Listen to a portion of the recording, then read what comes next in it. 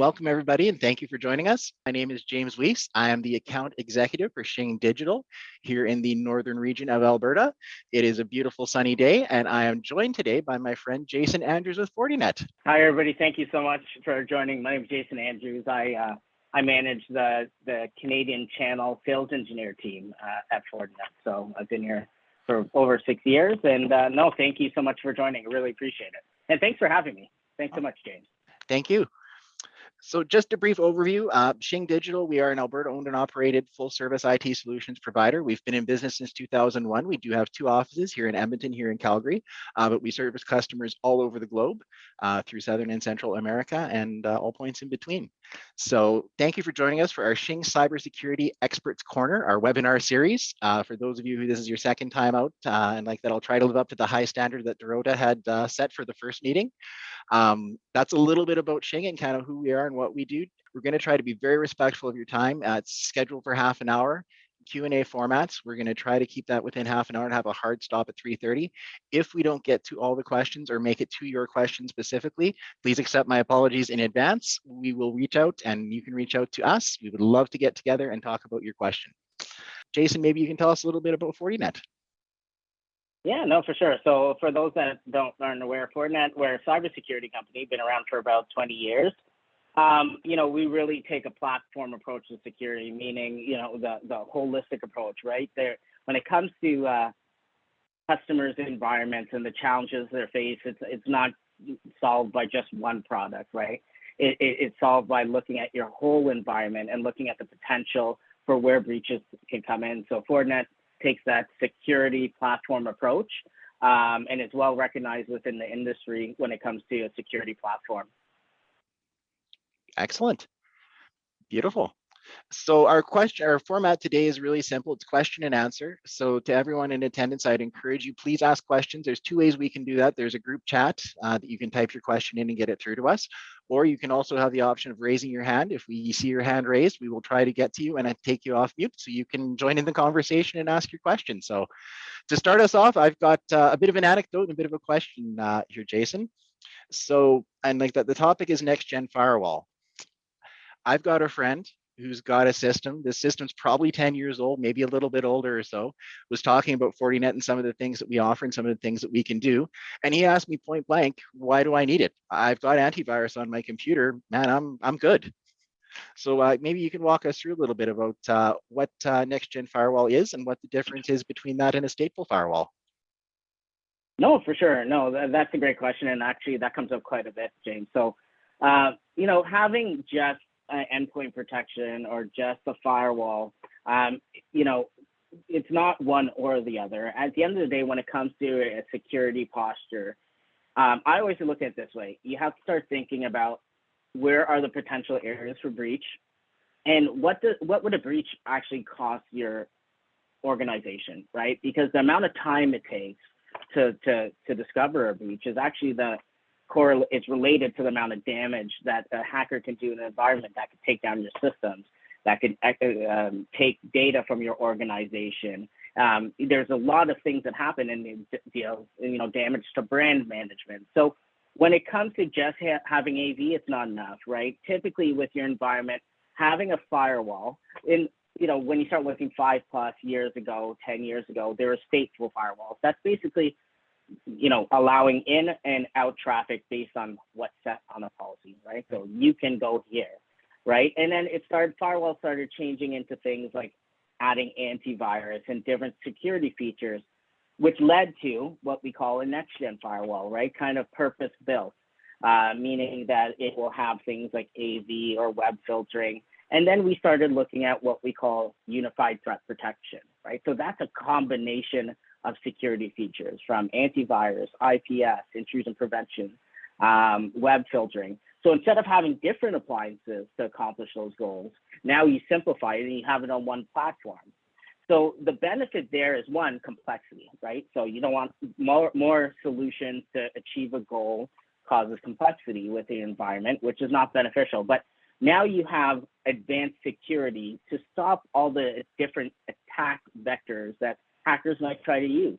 For instance, a simple one is just going to a malicious website, right? If you go somewhere that's malicious, maybe it downloads something on your laptop, and then all of a sudden now your device is compromised, right? Or going to using unsanctioned applications, right? That's protected by something called application control. If you don't have that enabled, maybe users unintentionally or intentionally, maybe they're using an application that is compromised, known as a vulnerability, and it allows a breach or a hacker to come into your environment. So going from the older traditional firewalls, which are stateful firewalls, to what we now know as the unified threat protection or unified threat management, it's basically looking at features within that single pane of glass. And when it comes to Fortinet, the interesting thing there is what I've seen, James, is customers sometimes have had to disable features to use to maintain performance. But when it comes to Fortinet itself, because we purpose build our firewalls, we design our own ASICs, it allows for our customers to use all the advanced features without sacrificing performance. And you should never have to do that. You should never have to compromise, meaning I can't use this because my environment's now slow. That's not beneficial. And our firewalls handle that with our purposeful built ASICs that handle things like our networking processor for networking traffic, things like your IPv4, IPv6, and then we have our content processor, which handles all the security features. And that allows for us to maintain fast performance while not compromising on security. Beautiful. Just had a question came through while you were talking here. Is this technology only for enterprises, or is there a version available for small business as well? Oh, 100%. The real cool thing about Fortinet is that we scale from small to large enterprises.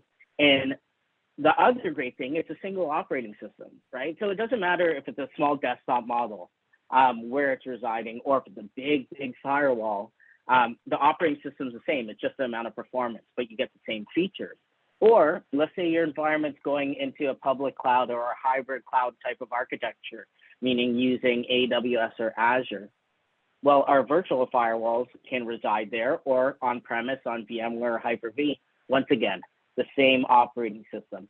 It allows for consistency, makes it easy for you to adopt the technology. And the other great thing is that we have, like, our customers leverage our NSC Institute, which is where our training is held. So Fortinet customers can actually log in and go through free training modules to get themselves acclimated to our offerings.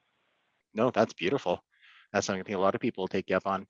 Jake, and your trusted partner like Shing Digital, like utilizing a service with them to help define your security posture, to help build out the appropriate architecture and help you implement it if the team doesn't have the time or the ability to. That's what's going to make your environment the most secure without compromising performance and usability as a user within the organization. So we've got another question from the group. When we hear about Fortinet, we understand that you guys work on network security. Do you guys have any product that covers email security service? 100%. Yes, we do. So, actually FortiMail is one of our second oldest products, right? So our FortiGate 20 years ago, and then it came out with FortiMail. So the cool thing with our mail solution is that it can be an on-premise, right? Physical or virtual.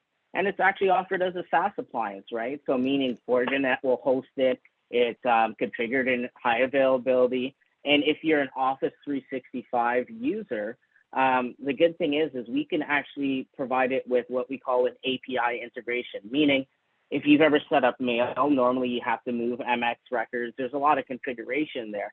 But with our offering, with the API integration, we plug directly into Office 365, and we're able to retrieve and scan malicious emails.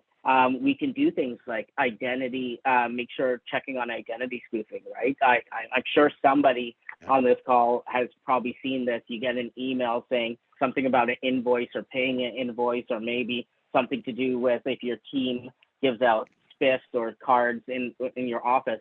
And it's really just somebody impersonating somebody in finance's identity.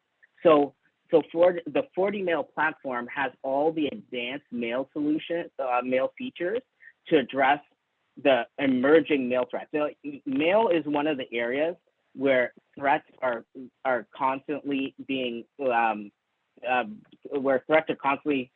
being targeted, right? Because mail users, there's so many different things, URLs, there's files, there's so many things that can happen there. And the other part about that is what I mentioned before, that shared threat intelligence.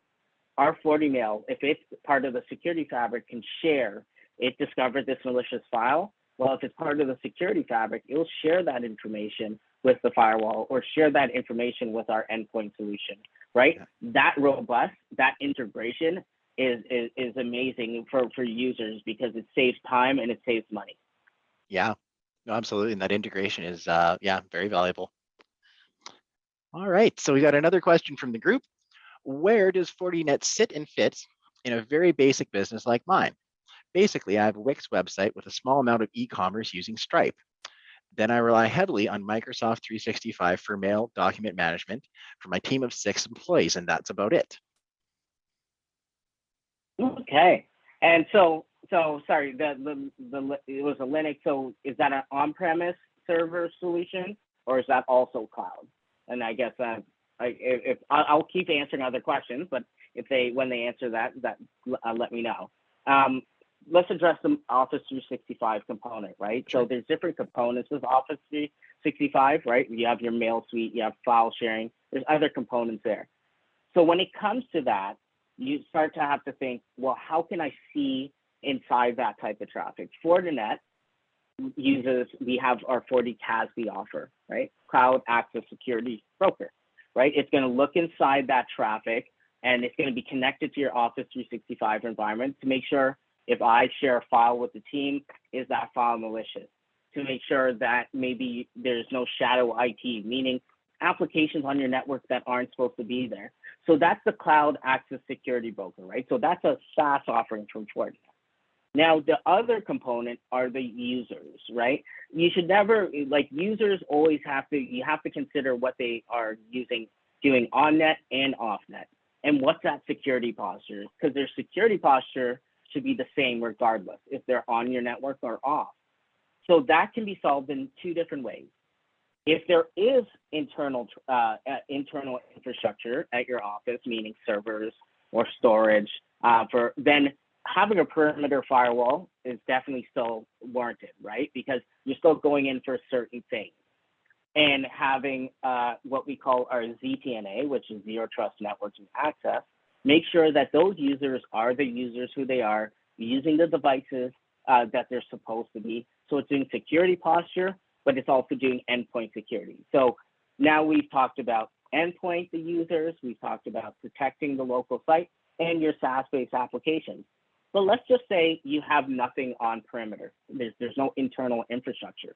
What we do is we can address that with what we call FortiSASE, right? So what that's going to do is going to be basically firewall as a service, inline CASB, meaning it doesn't matter where the user is because all your traffic's in the cloud. Every time you're doing something like checking your email, going to the web pages, that traffic's going through the Fortinet data center, and it's basically being inspected and making sure that all of that traffic and all your users are secured. So it doesn't matter which way your organization's going, Fortinet has a solution to help you along that digital journey. Beautiful. And they got back to us and said it was a cloud-based. Cloud-based, yeah. No, that's perfect. And so then the other the component is so it's important to understand your cloud providers, right? So if you're using like Azure or AWS, this comes up quite a bit. It's kind of like the conversation about, do I need endpoint protection? A lot of times there's a perception that my Azure or my AWS, my public cloud infrastructure is protected. You have to remember it's somebody else's data center, right? Not at yours, but it's located somewhere else. And why that's important is because the security mechanisms that you want, the next-gen firewall, the UTP, those features are only going to be accomplished if you put a perimeter firewall, a virtual perimeter firewall residing in there. And that's what Fortinet can help with, right? So let's say you have hosted applications in Azure or AWS or Google. It doesn't matter. A FortiGate firewall can reside there.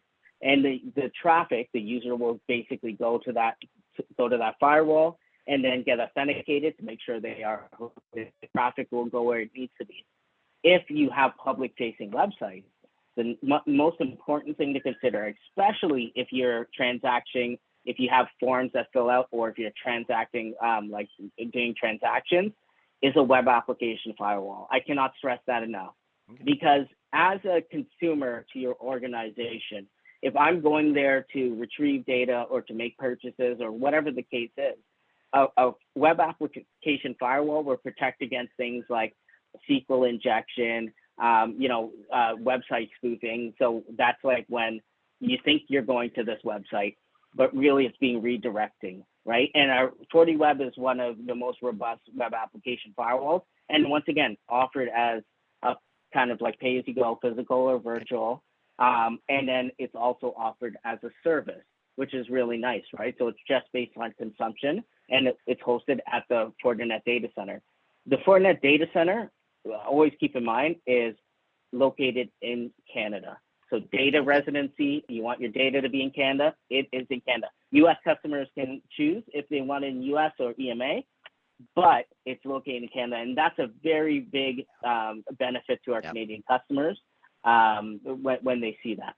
No, absolutely, especially some of the government institutional folks out there. Yep. Excellent. So just going to do a quick time check. We're getting down to 7 minutes. So we've got a few more questions. We'll try to get through another couple here. This is a really good one, right to the point. So there's PAN, SonicWall, Marikai. Why FortiGates? Yeah, look, there's multiple things we can say right here. I look at it like this. There's a lot of good security vendors out there, and I don't go about bashing security vendors. When I look at this is, one, price per performance, right? Fortinet, even though it services all industries or verticals and size of businesses, meaning small to enterprise, the price per performance is by far the best. And that is because we build our own ASICs, like I mentioned before. We are the only security vendor, when you look at the performance, that can maintain and sustain a high security rate when you have all security features on, even ones like SSL inspection, which is that's when you look inside encrypted traffic. We maintain high performance. So that's obviously the price per performance. But the other component is the security fabric, or what Gartner has now released. They actually call it security mesh.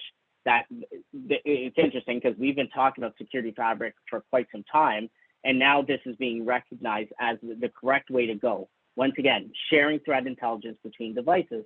And Fortinet is the only vendor that has a broad security offering, from laptops, from endpoint security, to cloud security, to web, so we can scale across your digital journey. So that benefit right there is it's huge for our customers, because it reduces the time you have to take to learn products, the time to deploy, built-in automation.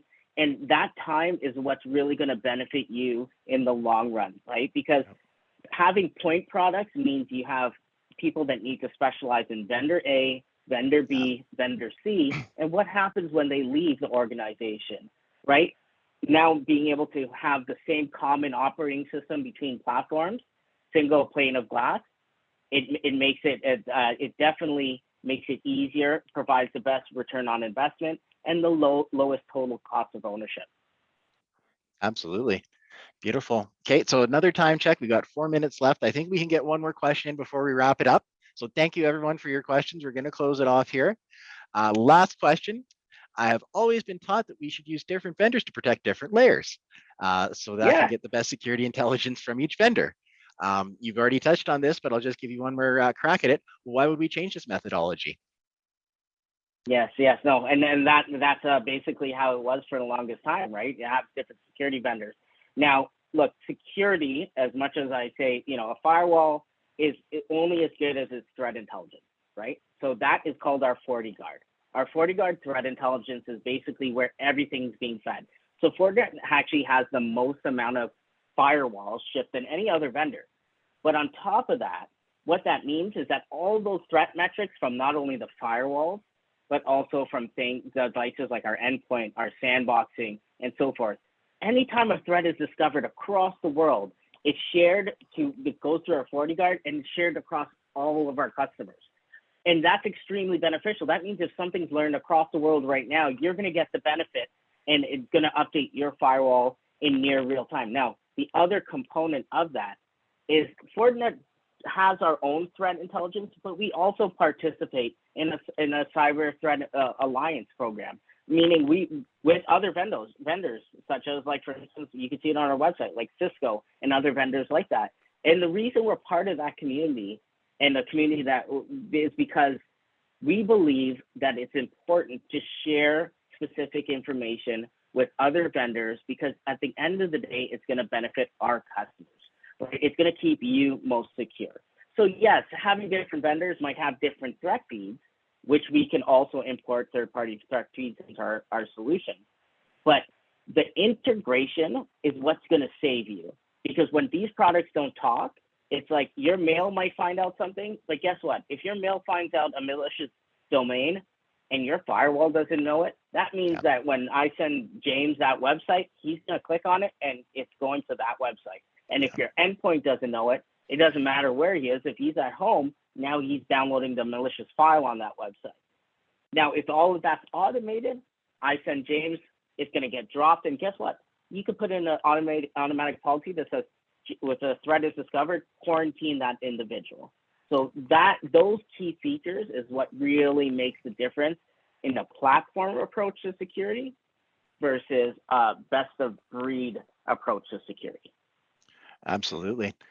Wonderful. Well, wow. Time flies when you're having fun. This was a great time. We're down. I'm surprised. Yeah, and like that, we're down to our last 60 seconds, so I better wrap it up here. I promised everyone to be respectful of their time. So, Jason, thank you so much. Really appreciate your insight. Really appreciate your time, and very much appreciate your partnership in coming on today. To everyone who came on, thank you so much. We appreciate your time. We appreciate your support. If you have any additional questions, or if this ended up making some more conversations internally with your organization, please reach out to us. Myself and Drew will be happy to meet with you.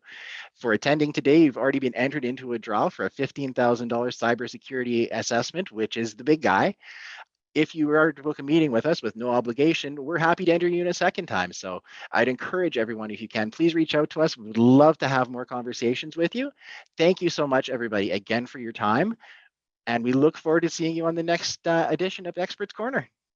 Right. Thanks, Jason. Thanks, everybody. It was a pleasure. Thank you so much.